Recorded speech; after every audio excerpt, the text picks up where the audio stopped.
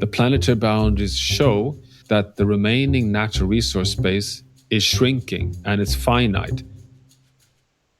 Circularity, efficiency, and moving towards zero impacts is the melody of the future. It's not just panda bears and birds. Nature encompasses all of the natural world that we live in. It's the air, it's the oceans, it's the land. And if you think about nature risk, it's more than just the availability of water and the effects of drought. But there's also opportunities. My advice would be for business leaders, don't get too bogged down by that headwind. There's a stronger tailwind. When you're out cycling and you're cycling really well, you always have a bit of wind in your face, but you're making speed. From PwC's management publication Strategy in Business, this is Take On Tomorrow, the podcast that brings together experts from around the globe to figure out what business could and should be doing to tackle some of the biggest issues facing the world. I'm Ayesha Hazarika, a broadcaster and writer in London. And I'm Lizzie O'Leary, a podcaster and journalist in New York.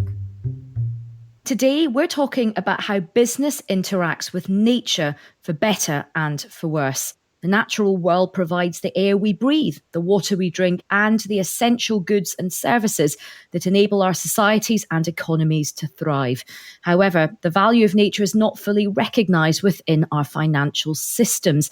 PwC research that looked at the link between economic activities and the natural ecosystem found that 55% of global GDP, equivalent to about 58 trillion US dollars, is moderately or highly dependent on nature.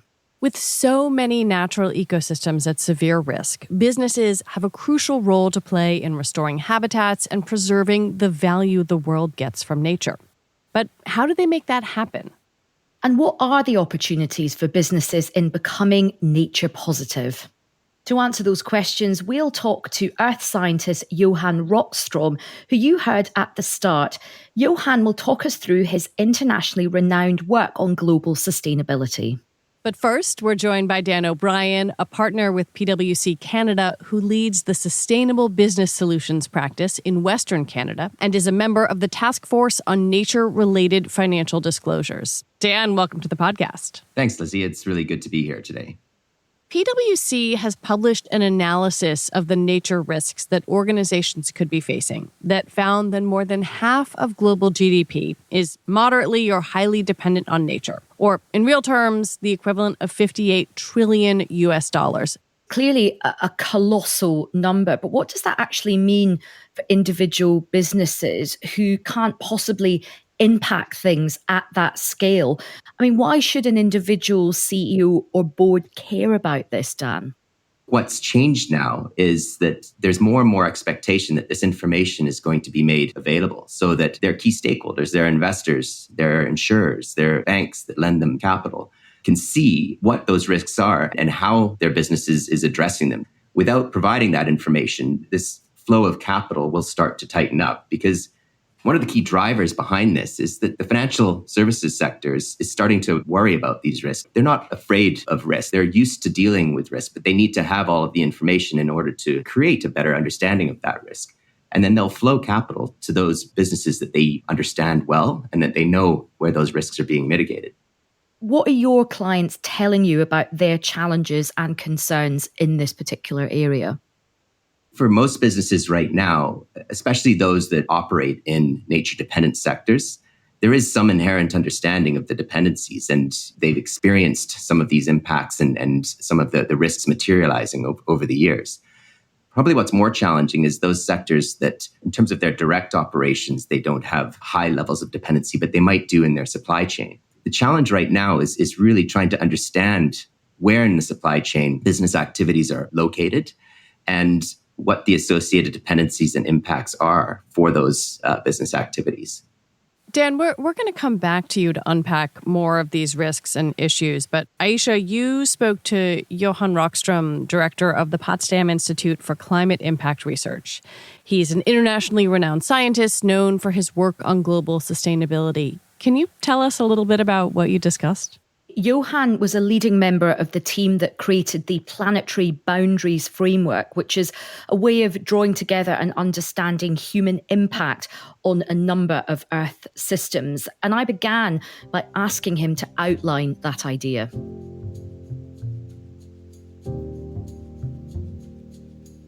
So the questions we try to answer is, what are the large environmental systems that regulates the stability of the planet? And we've identified 9, and they've been scrutinized over 15 years of research.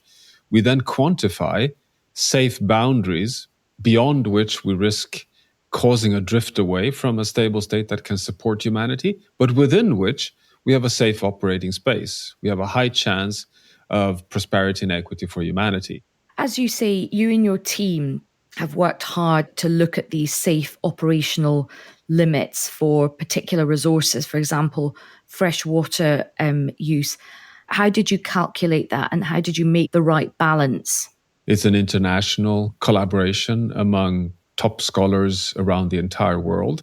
Basically, all the spheres of the Earth system, the hydrosphere, the geosphere, the biosphere, the cryosphere, the atmosphere, have been represented in quantifying the safe boundaries. And what we're trying to measure against is to keep each boundary within a range of variability that we've seen in the Holocene, this stable state that we've had over the past 12,000 years. And then we are matching that against risk assessments. One generic feature is to avoid crossing tipping points. And a tipping point is when a system crosses a threshold and feedbacks change from stabilizing to self-amplifying. So for climate, for example, when the Greenland ice sheet crosses a tipping point, that would occur when the Greenland ice sheet shifts from being self-cooling, reflecting back incoming solar radiation out to space, thanks to the fact that it's a white permanent ice surface, to becoming so dark because of liquid and melting that it would absorb more heat than it's reflecting back. That's a tipping point. So strictly speaking, when you cross a boundary, does not mean that you collapse. It means that you enter a danger zone where things can start going wrong. And then we're running Earth system models and climate models to look at interactions between boundaries. You have climate being one of the boundaries, of course, but a second boundary is biodiversity. And biodiversity is about living species and carbon sequestration capacity in ecosystems. So of course, if you cross the safe boundary on biodiversity, you have a feedback of carbon that will impact your climate boundary. And in your work, you distinguish between safe boundaries and just boundaries. Can you explain what those two things are? What is the distinction? Yes, and I'm really grateful for that question because that's one of the big breakthroughs of recent research. So to give you an example, that if the safe boundary for climate is to keep ourselves below 1.5 degrees Celsius warming, to keep the planet in a manageable state, the social science analysis of levels to avoid causing significant harm to unacceptable large number of people, then the just boundary ends up at around 1 degree Celsius. Already beyond 1 degree, we pass the just boundary of unacceptable harm to tens of millions of people because of heat waves, floods, disease patterns, fires, droughts. The planet is still, so to say, coping. And it isn't until you come to the safe boundary that you start putting the stability of the Earth system at risk. If we just keep going as we are now, how great is the scale of the threat in your estimation? Unfortunately, we are in a very, very dire situation. Not only are we in the midst of a climate crisis, we have an ecological crisis well outside of the biodiversity boundary. We are in the third super El Nino, so at 1.2 degrees Celsius of warming, where we are beyond the safe boundary on climate already. All continents are experiencing extreme heat in this super El Nino, which is amplified by the fact that we're crossing the climate boundary. And it's already today affecting economies and businesses around the world. But it will only get worse if we do not bend the curves and start moving back within a safe space of all these planetary boundaries. Can you give our listeners some examples of how businesses rely on nature to operate and how some companies might suffer if the planet systems continue to degrade? Yeah, and let me first congratulate PwC for the study, quantifying that more than half of the global GDP is moderately or highly dependent on nature, the 58 trillion US dollars. But let me just say at the outset, of course, that is an underestimate because the number is the entire global GDP. There's not one single item in the global economy that does not depend on nature, because nature provides us with all resources. And here, just to state the obvious, I mean, why are we crossing planetary boundaries? Well, to a very large extent, it is because we're not paying for the use of those resources.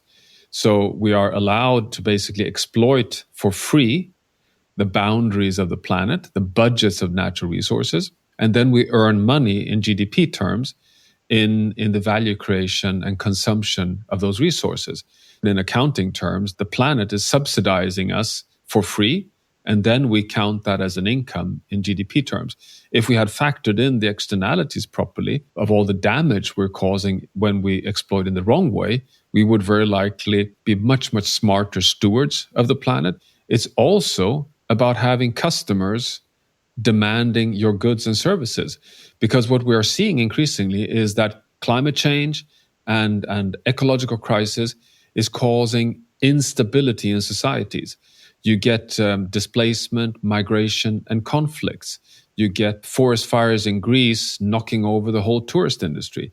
So any business leader wants to have not only secured access to natural resources to be able to produce what you're offering to your customers, you also want your customers to have reasonable purchasing power. For that, you want to have stable societies. And you don't get stable societies if those economies are plagued by heat waves, plagued by droughts, plagued by floods, and continuously under states of instability and turbulence. So we all lose from an unstable planet. There's a lot of different competing priorities at the moment. The economy is in a very difficult place. So why should business leaders care about the planetary boundaries when they have so much else going on? You can no longer separate the ecological crisis from the climate crisis, from the social, economic, and geopolitical crisis in the world. So whether you like it or not, you have to keep many balls in the air at the same time, period. That's one key factor here. The second is that the environmental crisis are more slow-moving than the faster-moving war, inflation, immediate social crisis. The challenge for us to understand is that these slow-moving crises, the environmental or climate crisis, they will hit us back in the future, and they can hit us back in a very abrupt way. So it's not a solution to say, okay, let's simply deal with the most immediate crisis and deal with climate further down the line because we cannot cope with it today. That doesn't work because these environmental crises, they just accumulate. So we have no choice. We simply need to recognize that they're all interconnected, and we have to deal also with these slow crises simultaneously with the fast crisis if we want to have the chance of markets and viable living conditions in the future. You've outlined some of the business risks associated with degradation of nature and the planet. But let's flip that question. What are some of the opportunities that businesses could seize if they do take action? Ecological sustainability is increasingly moving away from being something that you do just to have a little green label to increasingly have your whole value chain in a much more competitive, robust, and resilient positioning. That is really exciting. And it's something that I think any business leader today needs to take very, very seriously for three reasons. I mean, one is your competitors, that you might simply be losing the race if you don't step on board. The second is that the policy regimes are moving too slowly, yes, but they are moving. We see the carbon border adjustment tax in the European Union, your largest economic region in the world, being applied, which will very likely lead to other countries to impose carbon taxes to be allowed to export to Europe. So if you want to not be punished as a business down the line, you better be as sustainable as possible today to not be hit too hard by rising policy measures in the future.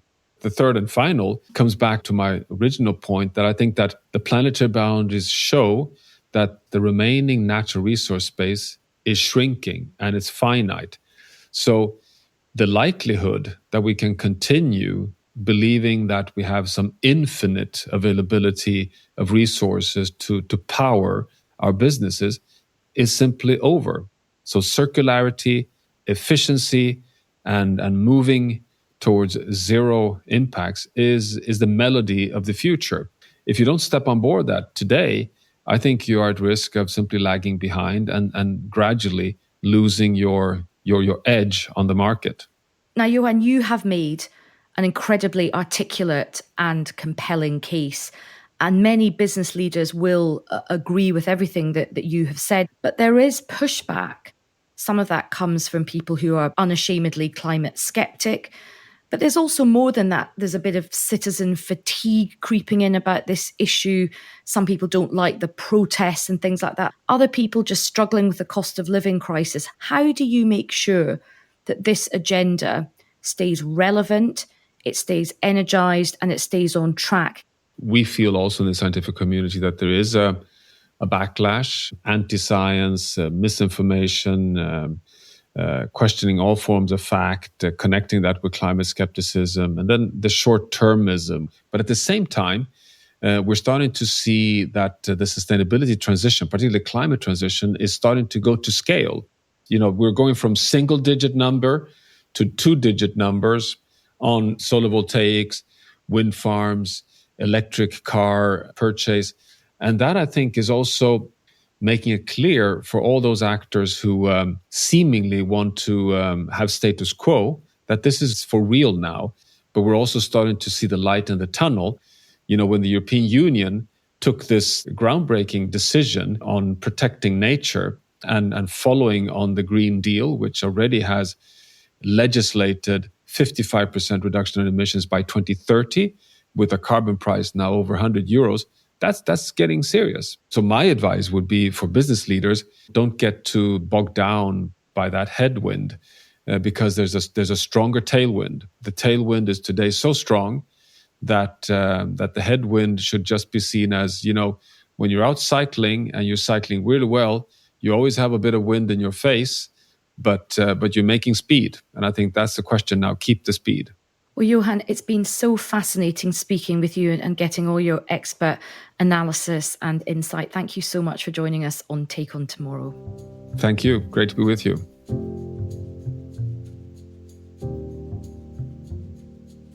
Dan, there's a lot to reflect on in what Johan is saying. But first, I want to talk about this headwind and tailwind idea. You know, he used the cycling analogy.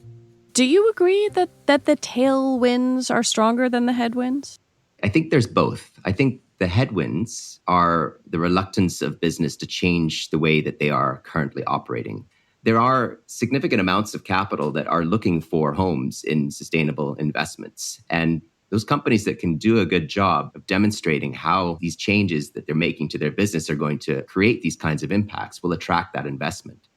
There's also opportunities for cost savings. So a lot of these initiatives will actually reduce costs. They'll be removing waste from their process. Consumers are starting to make very strong signals through their buying decisions that they want to align and they want to purchase from companies that have these kinds of practices. So it's a matter of understanding where the tailwinds are coming from and making sure that you've got the right sales set up so that you can catch those tailwinds. Johan talked a lot about updating the planetary boundaries framework to include an emphasis on just as well as safe boundaries. What does that mean for business?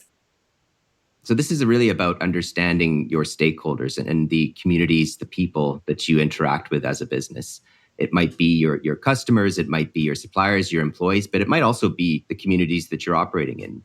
Often companies are operating in areas with indigenous people. And so understanding how the communities that you're operating in are being impacted is becoming critical. We mentioned the big headline number, but I wonder when you are talking to a business and trying to help them understand their impact on nature and their nature risk and how it ties back to what they do every day, How do you help them see that?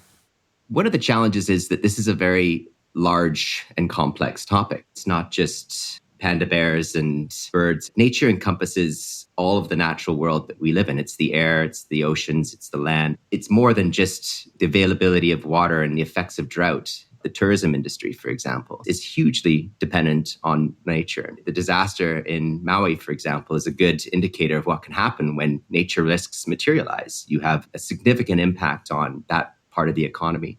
But there's also opportunities. I mean, a good example would be Costa Rica, who really early on realized that they're sitting on this amazing trove of biodiversity and natural assets. And they changed how they manage their land, and they've created this amazing ecotourism industry, and they attract millions and millions of visitors to their country every year. What we talk about with our clients is sort of thinking about doing coarse filter assessments and then fine filter assessments to understand where in your business where you might have interactions with high priority ecosystems, or you might have specific dependencies that might be threatened. And then it's a matter of drilling down into those hotspots and really understanding what's going on and engaging with local communities, indigenous people, academics, consultants that really understand those systems to get into that more detailed assessment and understanding of how you can mitigate those risks. Dan, let's talk a little bit about the TNFD, the Task Force on Nature-Related Disclosures. How does it fit into this conversation about nature-related risks? The TNFD is attempting to create a framework that standardizes the approach for how organizations understand their interaction with nature. The capital markets, financial institutions are clamoring for this kind of information, but it's really challenging to get right now because of the way it's inconsistently reported. The TNFD is really a voluntary reporting framework. And what it's doing is it's attempting to align very closely with the different reporting frameworks like the TCFD, the ISSB, the ESRS standards coming out of Europe. The expectation is that companies aren't going to create a separate TNFD report, that it'll become part of their overall sustainability reporting. I don't think the expectation is that every company is going to get this right out of the gate. It is complex, right? It's a voluntary approach, but it aligns well with a lot of other risk management processes that companies are already taking. What do you think are the real tangible opportunities for businesses in helping the economy support nature? So there's a concept called nature-based solutions. It's where you're basically working with nature to create solutions that basically address a number of different challenges, whether it's climate change mitigation or removal of carbon from the atmosphere, whether it's increasing the resiliency of an ecosystem so that it can continue to provide services. A lot of these nature-based solutions can actually create value in a number of different ways. It's trying to understand where that value is coming from and then developing the case for it, because oftentimes it will involve some level of investment. A really good example would be regenerative agriculture. Intensive agriculture right now is not sustainable in the long term. But the challenge is trying to change practices at the farm level. How do you incentivize landowners and farmers to change their practices? Some of our clients or some of the organizations that we work with, they're starting to look at, well, how can we change pricing for certain services or provide microfinancing to those organizations? Because we know by changing that practice, these farmers are going to become more sustainable. But they may also be changing practices that allow for higher soil carbon content. And therefore, is there a way that we can actually take credit for the removal or storage of carbon in the soils? Maybe we can even create a carbon credit, or we can use it as a way to show that we're reducing our GHG emissions, right? So it's thinking about all these different multiple values that you get from these kinds of investments and building the case for it. What about those very real difficulties for businesses that Ayesha spoke about with Johan? Inflation, economic pressures all over the world, the cost of living crisis. But what do you say to a business leader who maybe agrees with all the things you're saying, but is also looking at their company's bottom line? Smaller businesses, this is going to be a big challenge for them because there's initial costs that have to be overcome to change those practices. So for larger organizations, it's incumbent on them to help support the companies that are in their value chain. And that might mean creating incentives, paying a premium for certain goods that are produced in a more sustainable way. So it's likely going to be through the value chain that smaller and medium-sized businesses we'll start to see drive and demand for products and services that are produced in a more sustainable way. What is the cost of not doing anything? Yeah, this is kind of a scary question, really. And we often don't know what will happen if these tipping points are reached. In some cases, it could be systemic collapse. And we've seen examples of that in recent history. One good example would be the cod fishery off the east coast of Canada. Through overfishing and fishing practices, the whole economy collapsed. A lot of the science that a lot of our climate projections are based on, there's a lot of conservatism in there, which means that it could be potentially a lot worse than what's being predicted, right? This summer has been probably one of the worst wildfire seasons in Canadian history and elsewhere around the world.